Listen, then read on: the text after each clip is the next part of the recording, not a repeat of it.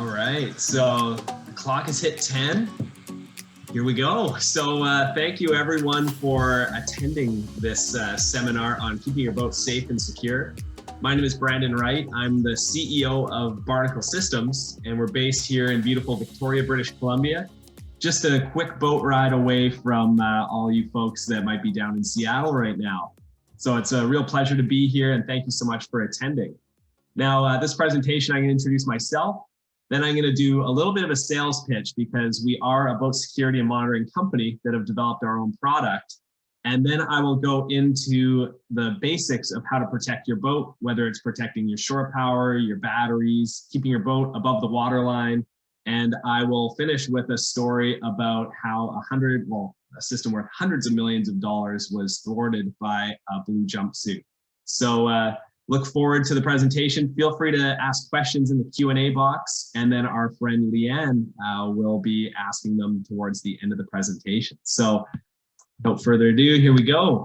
Oh, there we go, a little false start. But yeah, so I'm Brandon Wright, founder and CEO of Barnacle Systems, and I have a fairly unique background. I'm an electrical engineer, which in itself isn't unique, but my background is in surveillance and security. So I've developed remote monitoring and security systems now for, almost 15 years. And I work for a small company called FLIR that some of you may know of. They own Raymarine, and they make the small M-series thermal cameras that you'd see on some boats. But I was in the government systems division where we developed integrated systems. So this was systems that involved radars, thermal cameras, fence detection systems, underground sensors, so that we could detect intruders around the perimeter of Air Force bases, the borders of countries, royal palaces, among other things. So my clients, as I grew in my career, ranged from the CIA, the NSA, the FBI, the US Air Force. I ended up in the Middle East for almost 7 years of my career, where I developed systems to protect the border of Qatar and Saudi Arabia and Yemen, US Air Force bases in the Middle East, and then did some work for the CIA abroad. So my background is very highly focused on remote surveillance. So this is surveillance where you need to have mobile applications and where you need to be able to have reliable communications in very extreme environments. So here's an example of one of the systems that I'd helped develop. I was a systems engineer at the beginning of my career, but then worked my way up to a program manager. Took a couple steps, but over the course of about 10 years, I had a lot of fun. And this was an example of a site at the Qatar-Saudi Arabia border, where at the top, we can actually see a radar that would spin around and see any direction in 30 kilometers or about 20 miles. And this gimbal camera here, which in itself was worth over $1 million, it would be able to see that same distance, about 20 miles, where we could identify a vehicle coming in, or we could see a person running at about 10 miles. So very sophisticated system. Inside of the cab here, we'd have the passenger seat would actually be turned around and reclined with screens all around the individual that was in there. And we did a lot of work for the royal families in the Middle East, where these surveillance vehicles would be worth about 10 million bucks a pop. And they would have them around the perimeter of World Heritage sites. They'd have them on the perimeter of borders. But in the end, we found out that a lot of the crown princes would be using them for hunting. So they'd take the vehicle and they'd be able to keep track of ostrich and other exotic animals that were running around. And then they'd go take their go fast sandrail or whatever quad type vehicle to go and do their hunting. So there weren't as many threats for World Heritage sites out there. So they found other uses for these systems at times. I thought of them as more expensive National Geographic cameras for the most part. Then I got to pick a few really cool projects to work on. I designed a surveillance system at the Rybovich Super Yacht Marina in Fort Lauderdale. And now this is a marina where the value of a vessel is probably $100 million and up. And these vessels have ranged from about 180 feet to say 300 and some odd feet at any given day. But they wanted a surveillance system that would track any vessel that was under a certain length that was not transmitting an AIS signal. So we were able to integrate AIS into our surveillance system and automatically detect those vessels that were transmitting AIS with a length overall underneath a certain value. So any of those vessels that entered into this restricted area would automatically be filmed. And this would allow, if there were any break-ins on board these vessels, they could actually have footage of every single vessel that was moving around at any given time. So for what I'm going to talk about in this presentation as well, what you'll learn is that a lot of the times the thefts that happen or the abuse that happens at a marina isn't coming through the front gate at a marina. It's generally coming from the water side. And this is something that was very apparent in Florida in particular, where with Rybovich here, they really wanted to have a higher security along the water side of their marina. Then I've had a few accolades where on the left here, this is receiving an award from the Chief of Staff of Qatar.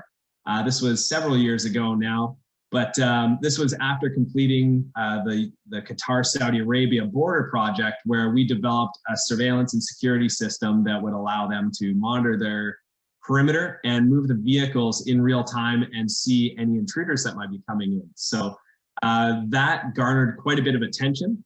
That got us a project to do the King of Dubai's palace afterwards, which was really neat. A lot of gold-plated golf carts and underground tennis courts and things like that.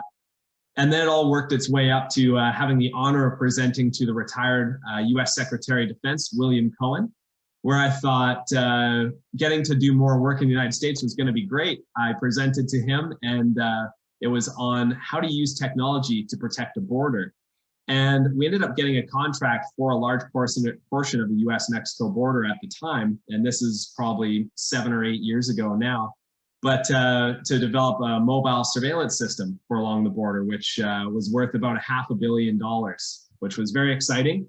I thought, all right, I get to be a program manager for that project. I get to stay around Texas, San Diego, and have fun out there. Turned out that by getting that project, I ended up landing clients like the CIA and US Air Force, where I just ended up spending more time in the Middle East. So I really enjoyed my time out there, but it became a little bit too dangerous for me. I ended up finding out I was having a child who's now 6 years old, and left my job to develop systems to protect forest firefighters.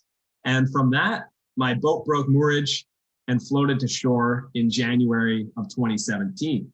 And now this was an event that you see periodically during a storm. I take really good care of my boat. I keep it on a mooring ball. I send a diver down, if not myself, to dive down and check on the mooring. But on a cold and stormy night in January of 2017, my poor boat broke moorage, floated to shore, and never told me. And this was extremely embarrassing to me because, of course, I've been developing these remote monitoring systems to protect high-valued assets, and I couldn't even protect my own asset. So I went to West Marine, I went to all the different spots and tried to find a product that would allow me to check into my boat remotely from my smartphone, tablet, or computer and receive an alert if my boat broke moorage. And at the time, there was nothing out there that matched what I desired and what I knew was possible within the remote monitoring world. So that led me to starting Barnacle Systems in 2017, in July of 2017. We're headquartered in beautiful Victoria, British Columbia. And we now have almost, where are we at now? About 12 employees, some of them remote. These are employees that are mostly engineers, so fairly expensive.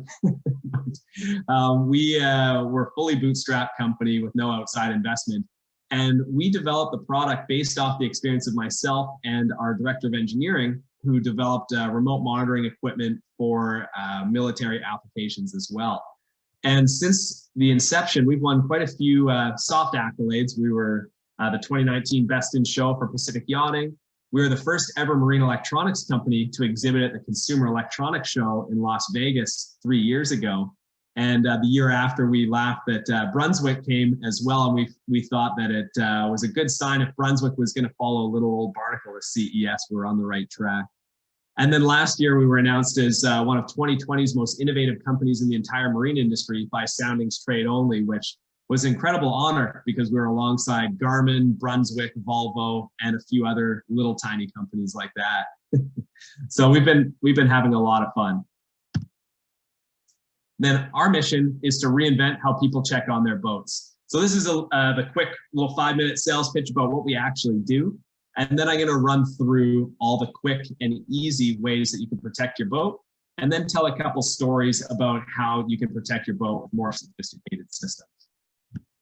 So this is the Barnacle. It's hardware that you place on board your boat. Generally, if you're on a sailboat, it would be behind your navigation, at your navigation table behind your DC panel.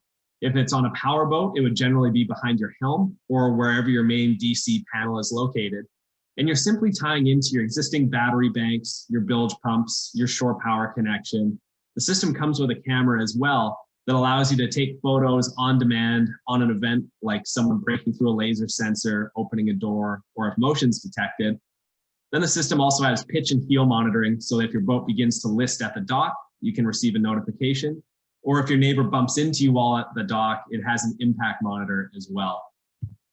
Now here's a shot of the app.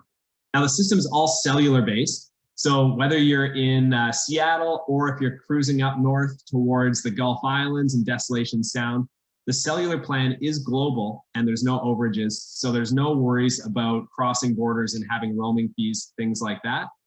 Now built into the system is GPS tracking with geofence. So if there is someone out there that's worried about anchoring, this is a great feature where you can set a green circle around your boat and then get a notification if your boat drifts. This works great when you're anchoring out at, say you're in the San Juan somewhere and you're going ashore. The system's still active and transmitting, so you can actually see how your anchor is moving around while you're away from your boat. As well, you can monitor your battery banks, your shore power connection, bilge pumps, and any door sensors that you may have. As well, you can review a trip so you can see where you've been, or you could have your family members actually logged in through their own accounts, and they would be able to see the health of your boat and see how far away you are on your journey. As well, as I mentioned, there's several other features with impact monitoring. We can monitor cabin temperature, cabin humidity as well. And obviously that's very useful here in the Pacific Northwest where mold loves to grow. So you can set thresholds on any of these sensors, whether it's temperature or humidity, and have them alert you if they go over a certain value. You can track all the data as well and review it at a later date through the graphing features here too. And then, as I mentioned, you can capture photographs, whether it's on event, on demand, or on a schedule. So that was the sales pitch. I apologize. I know that no one likes to be sold, but I wanted to at least get that out of the way. And I will now teach you everything that I've learned in a nutshell about security and monitoring. And that is that it's never one thing that's going to go wrong. It's a series of things that's going to go wrong at the same time. So protecting your batteries. Now, protecting your batteries, the first thing you want to do is protect the source of where your batteries are being conditioned. And by conditioned, I mean charged. And that's from your shore power. So the number one reason that a boat catches fire is actually from your shore power connection.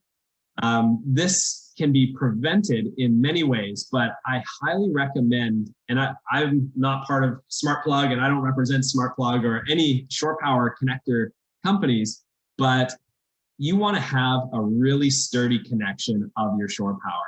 And by sturdy connection, I mean you want to have something that's going to actually be holding your shore power connection in place. And I always thought that when I saw Smart Plug, I was like, oh man, like it's smart, it's transmitting shore power connection data, it's going to go to your smartphone. Turns out that what makes the Smart Plug smart is that it's got two little metal clips on the side. So you're simply plugging in your shore power connection. It's got the two little clips that grab on.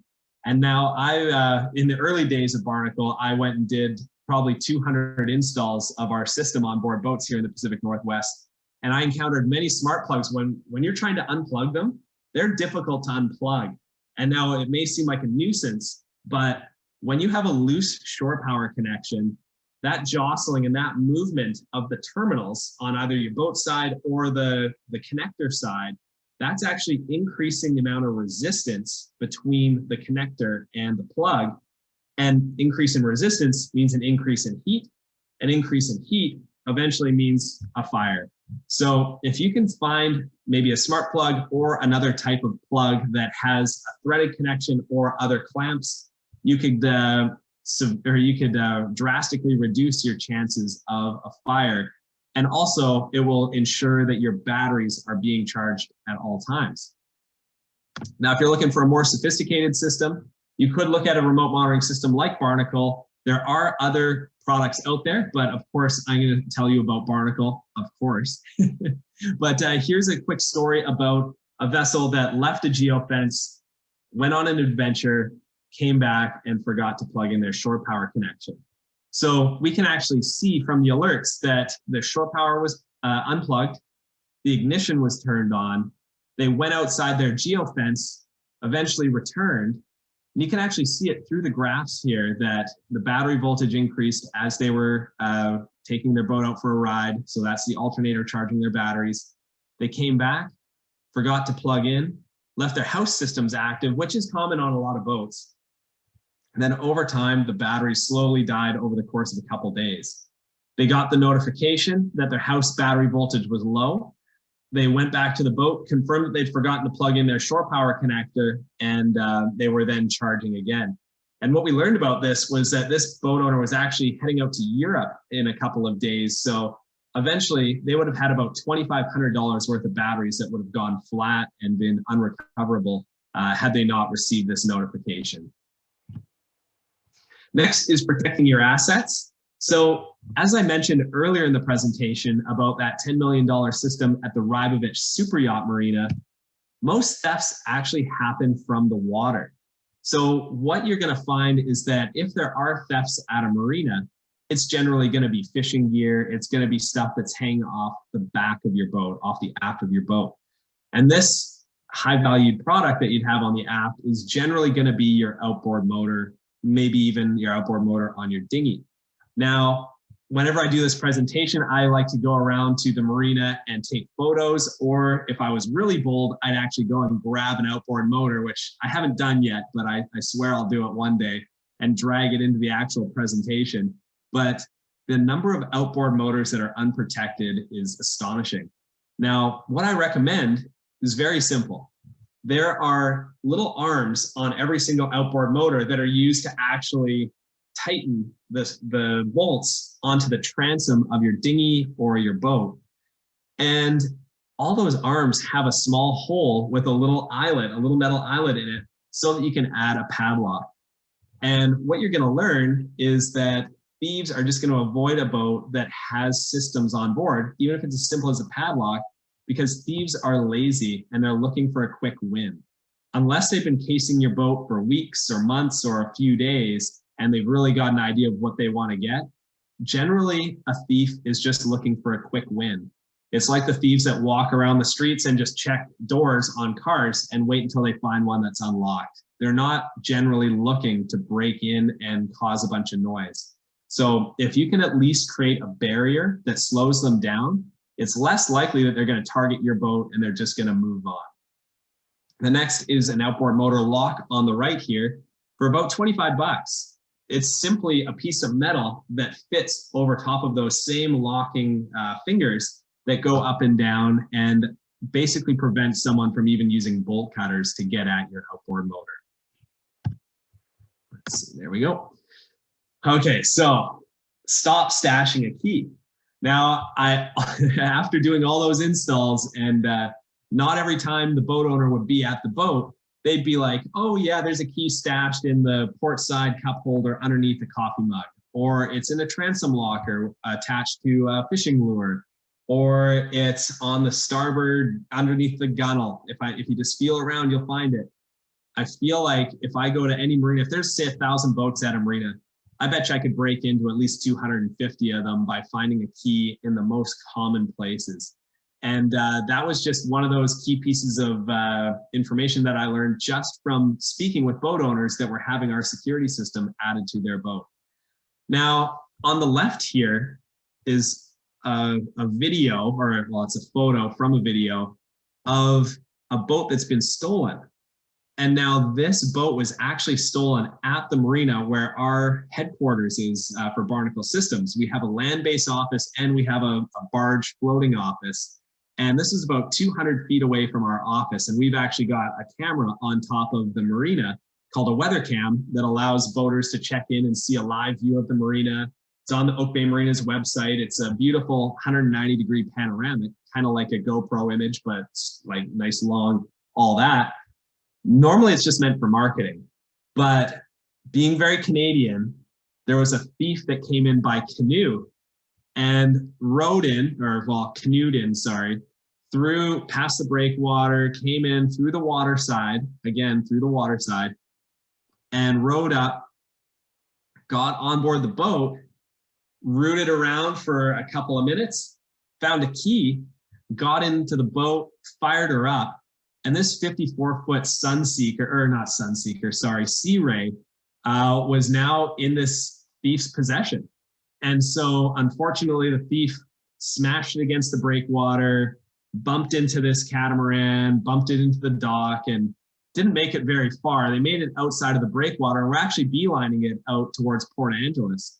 But they didn't open up all the proper seacocks and things like that. The engine ended up overheating and doing an emergency shutdown at the, I guess, probably a couple minutes away from the border. But Coast Guard, RCMP, the whole deal came and apprehended them. But this would have been prevented if, I can't stop everyone from stashing a key, but if you just go out and buy a $30 key lock where you can put your keys in a little box that's locked by a code. Now, the thief might find this thing and try and break it. You're not getting in, but at least your keys are safe. They're not going to be able to fire up your boat, and they're not going to be able to take your boat. But again, thieves are lazy. If they root around, they find this, they're just going to ignore it. They're going to think it's whatever. They're not even going to care what it is. They're just going to keep moving because they couldn't get into your boat. So making sure that you add these basic barriers before someone actually wants to try and commit the crime is going to greatly increase your chances of keeping your boat safe and secure. Now, I get a question about dinghies all the time. How do you properly protect your dinghy? Now, dinghies are tough, to be completely honest, because they're small. They're usually hanging off a davit off the back of your boat, or they're just being trailed behind, or they're just being left at a dinghy dock. So what I recommend is, I'm sure most of you are familiar with e-bikes, the electric bikes, but you can get special locks that were designed for e-bikes or for just a regular bike as well, an expensive bike, that are very well suited for dinghies. Now you can get some of these locks that have 110 decibel sirens on them if someone cuts the lock. Now, again, thieves are lazy. Thieves are not looking to work hard. They're just looking for quick wins. So if you cause them a bunch of grief where maybe they brought bolt cutters and they thought, yeah, it's mine now. If you make 110 decibels of noise, not only is it going to blow their eardrums out, but it's also going to draw attention to them, which they hate.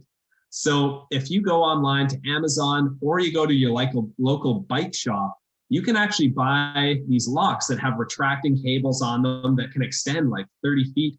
You could have it attached to, you could have it even up at your dock actually, but typically you'd have it for your davit or for your outboard motor attached to your dinghy, things like that. But at the end of the day, you just want to create a whole bunch of noise if the thief is trying to do something, and that will draw attention and they will definitely be running away. And then if you're looking for a more sophisticated security system, this is actually a story from myself being out with my wife and daughter going grocery shopping. And as you probably guessed, I never learned my lesson about keeping my boat on a mooring ball. She's still on a mooring ball in Mill Bay in front of my parents' house. And I got a notification that a hatch had been opened and that motion was detected on board. I went into the app and confirmed that, yep, the door or the hatch had been opened. And since my boat's just a 27-foot Catalina sailboat, when someone steps on board, you can actually see quite a bit of motion. So we could see the heel angle of the boat was moving quite dramatically. The system automatically took some photographs and I confirmed that someone was on board. Thankfully, it was just my old man, my father, getting on board to likely raid the beer fridge or just have a little break. But I had some peace of mind knowing that I was going to get a notification if someone came on board and if someone was going to cause any havoc. And this is in November 2018, about a year and a bit after starting the company, and really getting used to protecting boats all over the place now. But it was a big deal for me because my boat is in a mooring field, as I mentioned, and there are a few unsavory characters that live on board their boats. And then we actually caught our first burglar about a year and a half ago on a boat in France. So this is on quite a large catamaran, and the boat owners were located a little ways away from their boat while it was left in France. Now, what's significant about this picture is it's zoomed in, it's cropped. You can see a little kind of like silhouette around here. These are the infrared LEDs lighting up the scene. But what I want to identify is that this isn't a perfect image. This is a cropped, zoomed, the whole meal deal image where we did no favors. But when this image was sent to the police, immediately they had to respond because someone was on board this boat. And it wasn't us that sent the photo, it was the boat owner that sent the photo. And we cropped it and all that to protect the identity of the boat. But what's very significant about this is most thefts that happen and most crimes that happen actually happen from people that the police already know. A lot of the time these crimes will happen and there's no actual visual evidence that that person was in the scene of the crime. So those people are usually just still roaming around free to go. Whenever there's a crime, either it's in progress or something that's happened, you always have to have at least two items that identify that this is either in progress or that it actually happened. So this could be a door sensor opening and motion being detected. It could be a laser sensor followed by a door followed by motion. But if you can capture a photograph of the actual event, then the police will respond. But if you only have one source of truth, like say in your home security system, you get a door alarm, but no other alarms go off, like no motion or whatever, the police generally won't respond to those events because there are so many false alarms from individual sensors. Now with a system like Barnacle, everything's configurable. So you can always say that a door sensor has to be open for more than 5 seconds or for more than 2 seconds, and it has to happen in a series of events before you get the notification. But in terms of actually calling the police, by having a photograph of this individual on board in this particular event, they right away saw the picture and were like, we know exactly who this person is. And it's not the most perfect picture, of course, but the police generally know who's causing havoc. And then until they have that evidence, they can't actually go and do anything. So they knew that this person was causing trouble at the marina.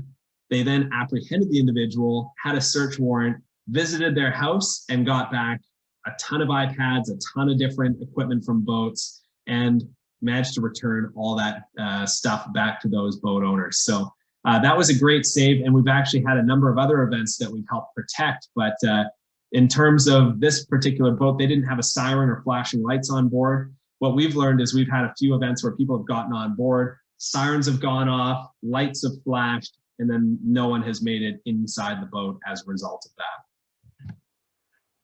Keeping your boat afloat. So I figured that this is probably a very popular topic, keeping your boat above the waterline.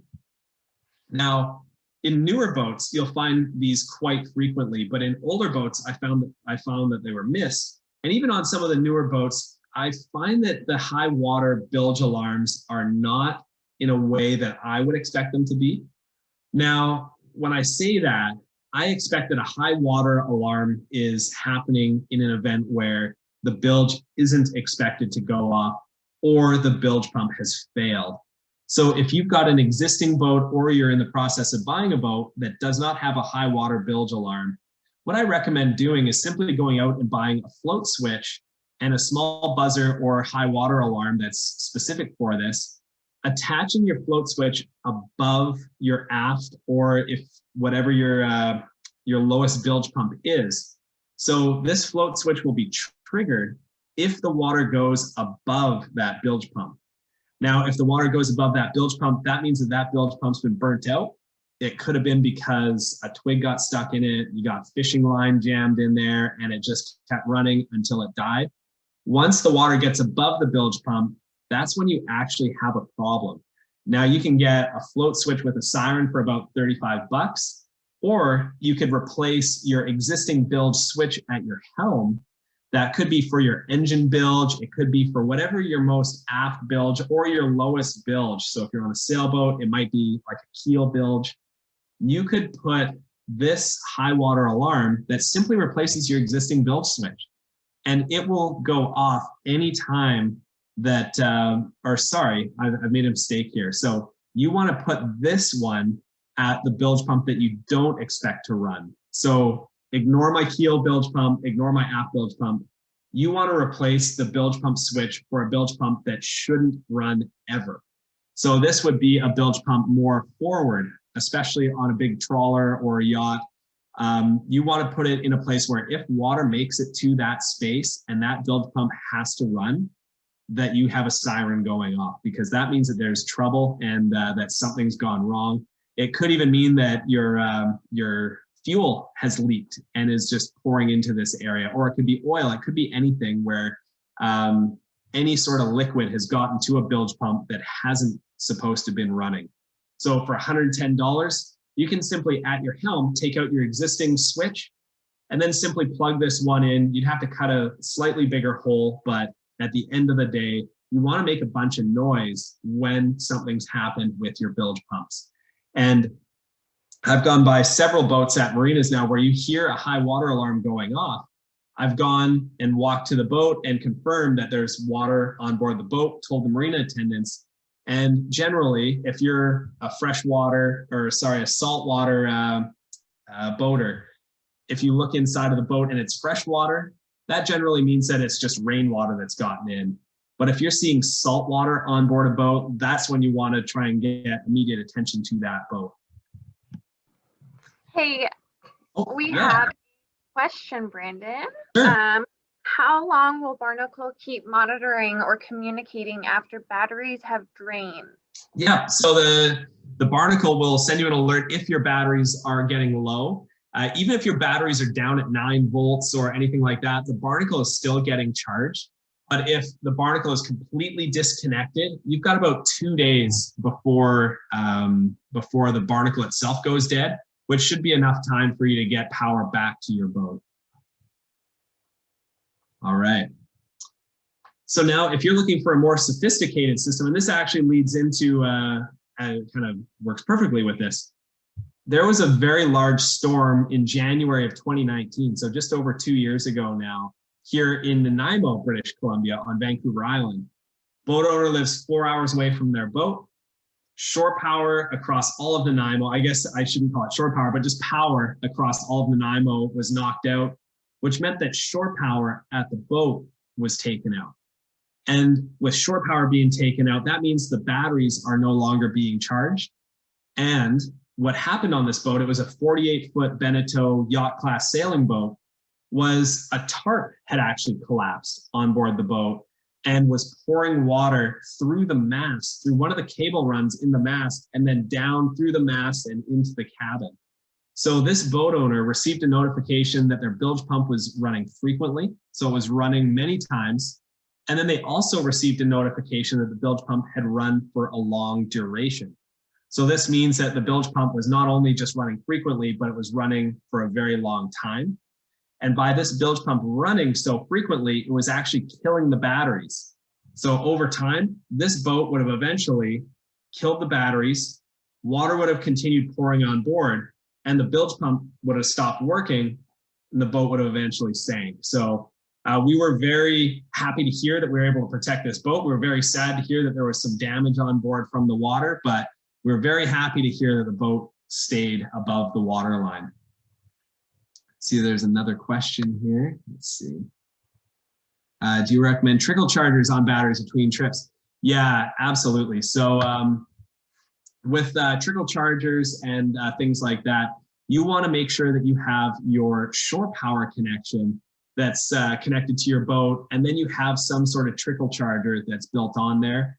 In terms of trickle chargers, when you're away from your boat and your boat's on the hard, I recommend just having that built into your boat. So having a battery charging system like there's Blue Sea, there's Victron, there's all kinds of different battery chargers. I highly recommend having some form of battery conditioner, battery charger that relies on a shore power connection. If you have a larger boat, you might have a generator or an EFOY, which is a generator that runs, I believe, off of methane. But that would allow you to have a failover. If your batteries get low, your generator might actually kick on automatically and then begin charging your batteries. All right, next. Oh, there we go. All right, so this is now the story about how a blue jumpsuit thwarted a system worth hundreds of millions of dollars. And now the story is really focusing around the human factor of a security system, but I'll get into that after. So as I mentioned at the beginning of the presentation, for those who may have missed, my background is in developing surveillance systems and security systems for very, very high valued assets. This asset was actually a US Air Force base. And again, like, this is me in a Hawaiian shirt with parrots on it from Vancouver Island here in Canada, protecting a US Air Force base in the Middle East. And I worked my way up to doing that as an electrical engineer, developing security monitoring solutions for life safety, things like that. But anyways, this was a security system worth hundreds of millions of dollars that used radars, thermal cameras, fence detection, where fence detection being fiber optic lines that run and weave through a chain link fence.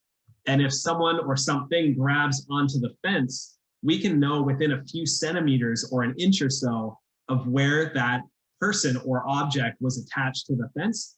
We could have cameras swing down and zoom in and focus from all around the perimeter so that we could get a good visual of what was happening. And so, extremely sophisticated system. We get an alert while I'm sitting at the command and control center. And to put it in perspective, the perimeter of this base, the base itself was a few square miles.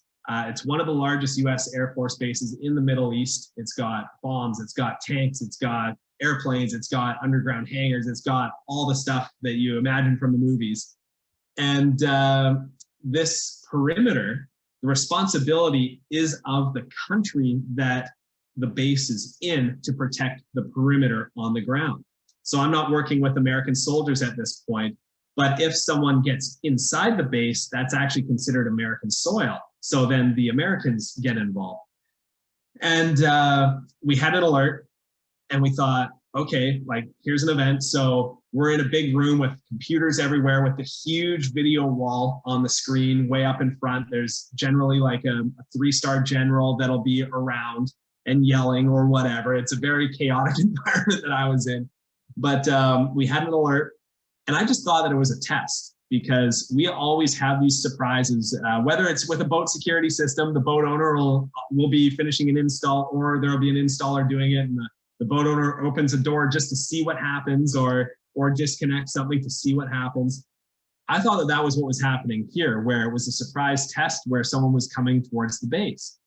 And so the cameras all swing over and I'm hands off. I'm like, okay, this is the computer now. Like, I'm hands off. Here, soldiers, come watch, and time to do your standard operating procedure. Go deploy, go figure out what you need to do. The cameras zoom in, and it's a person with a blue jumpsuit and 2 ladders. And I thought, oh, that's bizarre, that, like, interesting test. And the soldiers, they were like, no problem. It's just a worker. I was like, okay, like, you sure? Because you guys have a procedure, and if you don't follow your procedure, then we might be in trouble because the system didn't work or whatever it might be, because this person's coming towards the base. So they get towards the base, they put a ladder, the first ladder, up against the fence. Fiber optic sensor in the fence detects this movement, cameras swing down, zoom in. Now we've got a video wall that just is focused on a person in a blue jumpsuit climbing a ladder with ladder number 2 over their shoulder. And now this isn't just like a ladder that you'd see at an elementary school, or not a ladder, a fence that you see at an elementary school. This is a chain link fence with razor wire, all like just strewn on top, double wide chain link fence where it's just like a gap in the middle.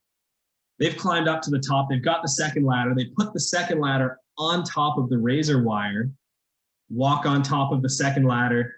They lean down, grab the first ladder. Now they're technically inside the military base. They've now put the second ladder on the inside of the perimeter, and then they climb down the other side.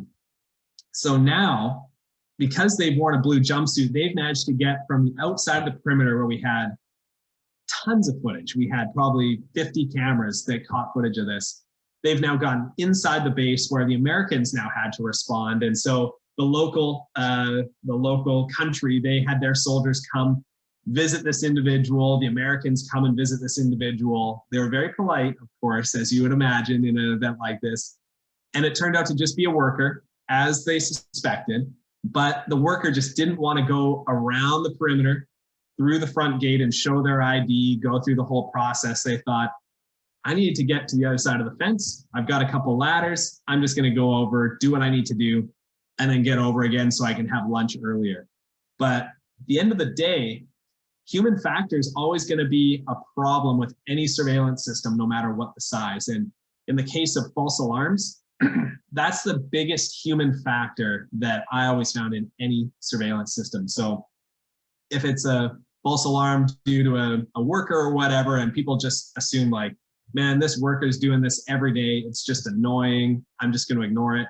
What if someone figured out that a blue jumpsuit was all it took to break into this military base? That would cause significant problems. So my recommendation to avoid the human factor is to truly optimize your system and have your own personal standard operating procedures where if you get an alert, you take it seriously. But if you've got a home security system, like for example, I've got Wise cameras, like the $30 cameras you buy off Amazon. I've got one at my front door. I've got one in my backyard. I got one in my shed, got the whole house wired up. And I had my front door one poorly optimized where anytime a car would drive by, I would get an alert. So I started getting all these alerts and I stopped trusting the system because I was like, oh man, there's just all these things happening. I would get the Amazon delivery guy coming or like the mailman, mailwoman, whatever. But at the end of the day, I had to shake my own head and realize that I need to optimize the system to monitor during the times where I don't expect someone to be coming to my house.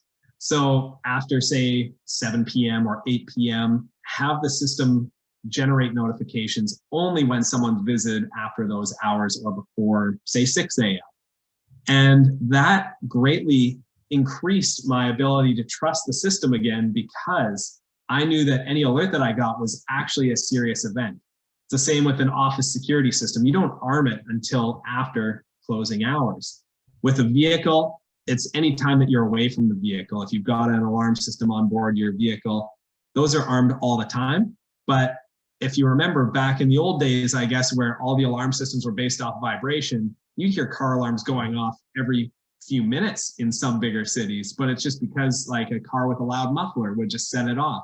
People lose faith in systems because of false alarms. So in terms of your system, whether it's a home security system or a boat security system, I highly recommend taking the time to think around when you don't expect an event to happen and have that generate the alert. So if it's a bilge pump, make sure that it's a bilge alarm that's on a bilge that's not supposed to go off.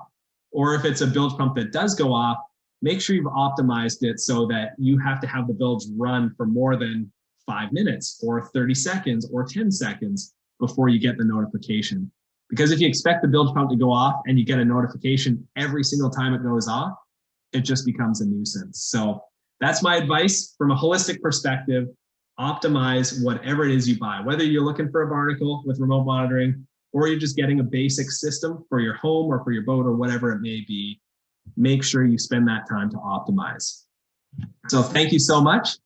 We do have a boat show offer if you are interested in a Barnacle system. We are proudly protecting quite a few YouTube celebrities. We actually had a really great video posted yesterday where I should have updated the slide, but from Motor Vessel Freedom, which is a 43-foot Nordhaven based in Seattle.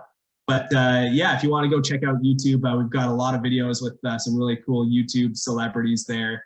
And then we're also protecting the Canadian Coast Guard, Transport Canada, and we're very honored to be protecting some of the Royal Canadian Navy's vessels with the Barnacle system. So thank you so much. And if anyone has any questions, I am very happy to answer them.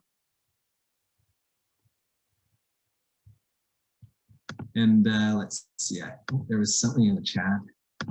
Let's see. Oh, can't see product, it's small. All right, so a few of the common questions that we get for those that are interested. I mentioned earlier that we have the Global Cellular plan. The Global Cellular is $300 Canadian per year, which works out to be about $200 US per year.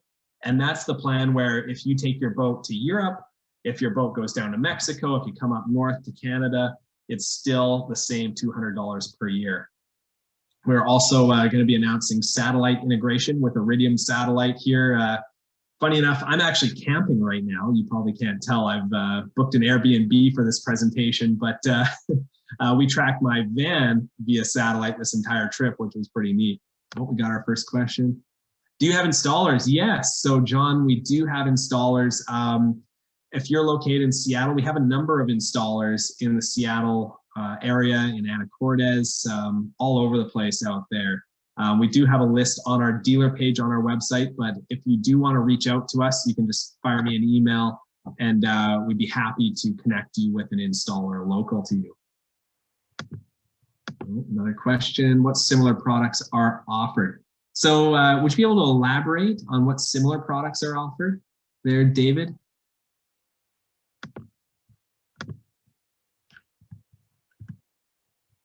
Here's an example of a common system for the Barnacle. If you are interested, the Barnacle itself plus a shore power sensor is $995. And what that would include is the camera. You can monitor 4 battery banks, 1 bilge pump, but those battery banks can all be retrofitted to be bilge monitors. If you want to monitor more bilge pumps, you can monitor up to 5 bilge pumps. You just need DC relays, which are about $40 a pop. This has built-in GPS, temperature, humidity, barometric pressure, pitch, heel, and impact. So everything I talked about today is included within the Barnacle. If you want to update the system and add wireless door and window sensors, you need to add the Barnacle Mate, which supports our whole suite of wireless sensors. Let's see here. Oh, I thought I saw something come through chat. There we go. Oh, is your product the only solution of its kind? So no, it is not. I would say that the competitors that we look at Ghost, which is a very large and more sophisticated system. You're looking at about $6,000 for the hardware and then about $6,000 for the install. That would be one competitor that offers security solutions as well. We know that they've been around for probably about 10 years longer than we have now. But yeah, a much more complex, much more comprehensive solution, I would say. But for our system, we are found on boats ranging from about 20 feet up to 200 feet now. With the expandability of our wireless sensors, we've found that we've been able to support all kinds of different boats. All right. Then the installation time, we get that question very, very frequently. At the end of the day, if you're doing it yourself, which I highly recommend, you're only running with 12-volt systems. If you're installing a shore power sensor, that's the only time that you'll be interacting with 120 volts. If you're not comfortable with 120 volts AC, then you can leave the shore power sensor out for a professional. But when you're installing a Barnacle, it generally takes between 4 and 6 hours. But for someone that's experienced and knows your boat, it could take as short as 2 hours. And a lot of the times, if Barnacle, if we're doing an install in Victoria, in our hometown, we'll be on and off a boat within about an hour and a half. But you're only going to be connecting to the back of your existing voltmeters generally. So on a larger trawler or a sailboat, you'll have 1 voltmeter already that has all your battery voltages. So you're simply going to mount the Barnacle right behind that existing panel and then just run 1 foot to 3 foot long wires to your existing voltmeter, where you're going to just now have those sensing wires that are grabbing all those 12 or 24 volt voltages. And then for your bilge pumps, all you're simply doing is tying into the back of your existing bilge switches. And your bilge switches are generally in the same place as your voltmeter. So it's very, very simple to do the install. You're just tying into the manual line of your bilge switches. And again, you might be running a wire maybe 3 feet from each bilge switch, tying it into the base of the Barnacle, and you're done. All right, oh, another Q&A here. Have you worked with any manufacturers? Yeah, so we've worked with several manufacturers, actually. I'm trying to think now. We've worked with Fontaine Peugeot. We've worked with Aspen Power Cats in Seattle there. Or I guess they're more in Anacortes or Blaine. But we've done a few installs through their factory. Kingfisher boats, let's see, Lagoon catamarans. We've done so many in South Africa, leopard catamarans. We've sold the product into over 30 countries now, and we've got distributors in how many? Oh man, we're probably in about 10 countries now. We've got distributors, and a lot of the times the factories will just buy direct from the distributor. But in some cases, we found that for South Africa in particular, they'll buy direct from us. But yeah, is there a particular boat brand, Chris, that you're interested in understanding? And then for everyone's knowledge as well, too, our team is it is fairly small. We've got about 11 people. The majority of us are electrical engineers or software engineers on board. So if you do have questions, we are here to help you guys. We're here to support the install, whether it's yourself, your installer, or if it's even the OEM, the boat factory. We help with doing the engineering drawings on board the vessel so that the system can be installed very simply. All right, in the chat here. For installation, what if you have a system like Mercury Vessel View that only provides digital info to gauges at the helm? Yeah, so even if you have a Mercury Vessel View, you're gonna have another voltmeter somewhere on board the boat. Now, with a Mercury Vessel View, trying to think, the last boat that we did an install on had the Mercury Vessel View at the helm, but then the DC panel itself had a voltmeter built onto it. So at that helm, you might have to run wires from your build switches to your DC panel, which if you want to clarify the make and model of your boat, I could probably visualize it. I've been on most types of boats now. But yeah, I could certainly provide some guidance on that. And then we also allow folks to schedule demos with us too. So if you want to schedule a demo, let me go back. Whoa, gone too far. If you want to schedule a demo with us through this link here, we can actually walk through your boat virtually with you and help optimize the system and help identify what will be required in an installation. Oh man, Ranger tugs, yes. So we've done a lot of Ranger tugs. We are doing a 43, I think next week actually, here in Victoria. But we've done probably, I don't know, 25 Ranger tugs through Port Boathouse in Port Alberni, BC here. That's whether it's us doing it, it's Port Boathouse doing it, but the folks at Ranger Tug know us very well. We've been to some of their rendezvous, but we're big fans of the Tug Nuts community, that's for sure. So yeah, the installation on a Ranger Tug, when you walk in through your main cabin door, on your right, on the starboard side, you're gonna have where, and right now I'm thinking of probably a 31, 32, I might even be above a 26. But you have that little sleeping corner where you throw the kids or the grandkids, and you have a voltmeter right there and your main DC panel. There is one wire run that runs along that starboard gunnel up to your helm. And then that's where you actually have a high water bilge alarm located right at your helm right there. So you can tie into that high water bilge alarm and have your Barnacle installed in the aft. We did the installs ourselves a few weeks ago with Port Boathouse because they didn't have time. They're shipping Ranger tugs so quickly. We sent some of our techs up to help them. I think that we were knocking them off in about 2 to 3 hours at a time. So you can estimate an install to be around $300 to maybe $500, depending on where you want to put the camera. All right, let's see. That was the Ranger Tug piece there in the chat. All right. Oh man, a 40-foot Sea Ray. Yeah. So we were on a very similar boat a few days ago. I got to check out a brand new formula, and we've done a number of Sea Rays. So on the Sea Ray at your helm, I remember, I remember one of our first installs was Sea Ray 50, and at the helm, I remember lying on my back, and underneath the helm there was the access to everything under there. There was a voltmeter. There was a DC panel that had your starter and your house batteries located right there. I tied into that during that install in particular. Now with the Formula boat, what we had to do is it had the vessel view. It had the Mercury racing engine. So it had 3 450s on the aft, which is crazy. But we had to mount the Barnacle at the helm.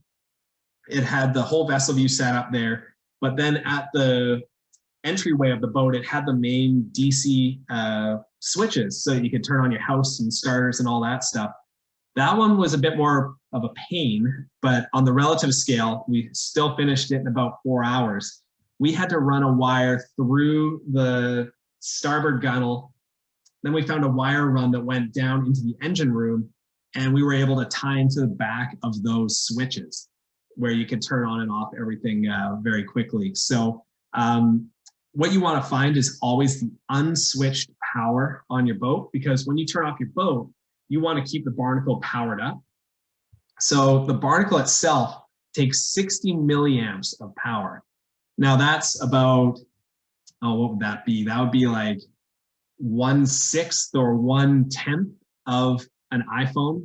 So you could pretend like you're charging the fraction of an iPhone. It's about charging a watch battery is the power that we draw. So on a boat like these, you will have no issues with our system drawing down your batteries. It will never be the source of a problem on board your boat. But on my Catalina 27 sailboat, we've got one, was it Group 27 AGM battery, which is like an 80 amp hour battery. That thing powers the Barnacle for years. So there's no issues there. But yeah, on your Sea Ray, I expect that one might take an extra hour or two, simply because I believe that those boats do have those main switches in the aft. But then on the Ranger Tug, you do have those main switches as well, but there are still unswitched power sources on boats like Ranger Tugs and other trawlers. All right. Any other questions? Hope I haven't, man, with 3 minutes to spare too. How about that? Oh, all right.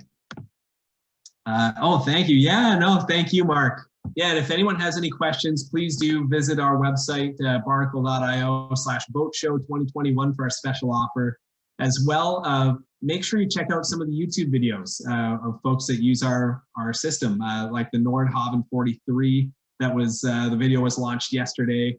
Sailing Delos, Mermaid Monster, 59 North, Real West Coast. We're on all kinds of YouTube channels, so you can actually see the system in action and see what they think about it. All right. Thank you, Bunny. Have a great day, everyone. I'll stay online if anyone has any questions, but feel free to reach out to us via our chat function on our website. We're always available, and we're extremely happy to talk boats with anyone.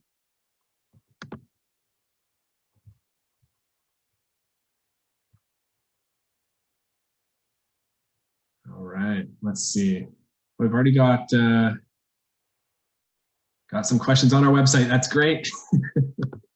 Oh, where to purchase an outboard locking application? Yeah, so Diana, if you are in Seattle, I always want to avoid recommending Amazon. I know you can find it on Amazon for sure, but Fisheries Supply in Seattle.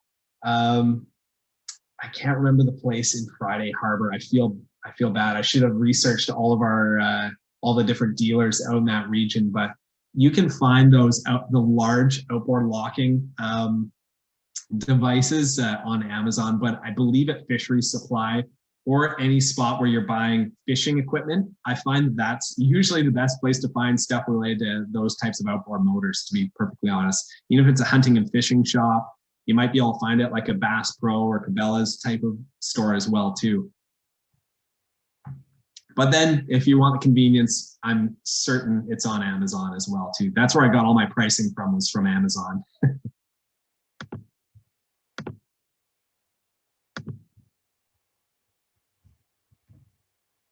All right. Any other questions? I'm here. I can talk boats. I can talk bilge pumps. I can talk electronics if anyone needs me. I'll stick around for another minute here.